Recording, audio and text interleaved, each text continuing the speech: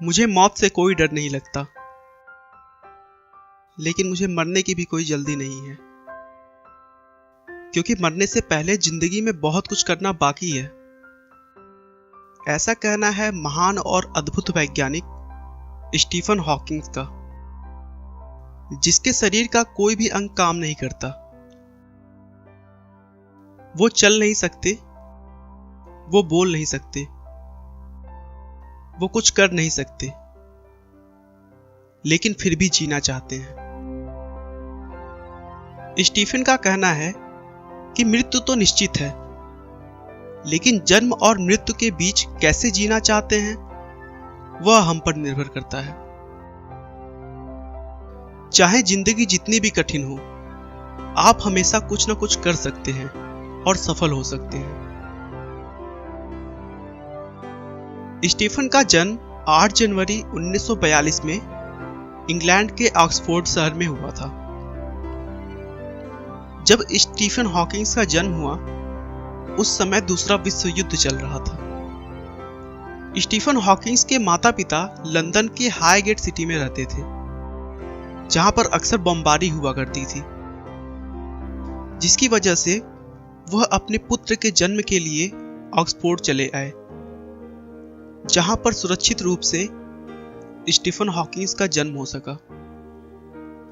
बचपन से ही हॉकिंग बहुत ही इंटेलिजेंट थे। उनके पिता डॉक्टर और मां एक हाउसवाइफ थी। स्टीफन की बुद्धि का परिचय इसी बात से लगाया जा सकता है कि बचपन में लोग उन्हें आइंस्टीन कहकर पुकारते थे।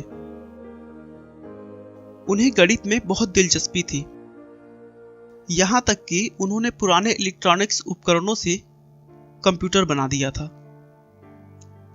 17 वर्ष की उम्र में उन्होंने ऑक्सफोर्ड यूनिवर्सिटी में प्रवेश ले लिया। ऑक्सफोर्ड में पढ़ाई के दौरान उन्हें अपने दैनिक कार्यों को करने में थोड़ी दिक्कत आने लगी थी। एक बार स्टीफन छुट्टियां मनाने के लिए अपने घर पर आए हुए थे, तभी सीढ़ियों से उतरते समय वो बेहोश हो गए और नीचे गिर गए। शुरू में तो सभी ने कमजोरी मात्र समझकर ज्यादा ध्यान नहीं दिया, लेकिन बार बार इसी तरह के बहुत से अलग अलग प्रॉब्लम्स होने के बाद जांच करवाया तो पता चला कि उन्हें कभी न ठीक होने वाली बीमारी है, जिसका नाम न्यूरॉन मोर्टार डिसीज था। इस बीमारी में मांसपेशियों को नियंत्रित करने वाली सारी नसें धीरे धीरे काम करना बंद कर देती हैं, जिससे शरीर अपंग हो जाता है और पूरे अंग काम करना बंद कर देते हैं। डॉक्टर का कहना था कि स्टीफन अब सिर्फ 2 वर्ष और जी सकते हैं, क्योंकि अगले 2 सालों में उनका पूरा शरीर धीरे धीरे काम करना बंद कर देगा। स्टीफन को भी इस बात से बड़ा सदमा लगा, लेकिन उन्होंने कहा कि मैं ऐसे नहीं मर सकता, मुझे जीवन में बहुत कुछ करना तो अभी बाकी है। स्टीफन ने अपने बीमारी को दरकिनार कर तुरंत अपने वैज्ञानिक जीवन का सफर शुरू किया और अपने आप को पूरी तरह विज्ञान को समर्पित कर दिया। धीरे धीरे उनकी ख्याति पूरी दुनिया में फैलने लगी। उन्होंने अपनी बीमारी को एक वरदान के रूप में समझ लिया था, लेकिन वहीं दूसरी तरफ उनका शरीर भी उनका साथ छोड़ता चला जा रहा था। धीरे धीरे उनका बायां हिस्सा पूरा काम करना बंद कर दिया। बीमारी बढ़ने पर उन्हें व्हीलचेयर का सहारा लेना पड़ा। उनकी ये चेयर एक कंप्यूटर के साथ बनी है, जो उनके सर, उनकी आंखों और उनके हाथों के कंपन से पता लगा लेती है कि वो क्या बोलना चाह रहे हैं। धीरे धीरे स्टीफन का पूरा शरीर काम करना बंद कर दिया था, लेकिन उस बीमारी में एक प्लस पॉइंट भी था कि इस बीमारी से स्टीफन सिर्फ शारीरिक रूप से अपंग हो रहे थे, ना कि मानसिक रूप से।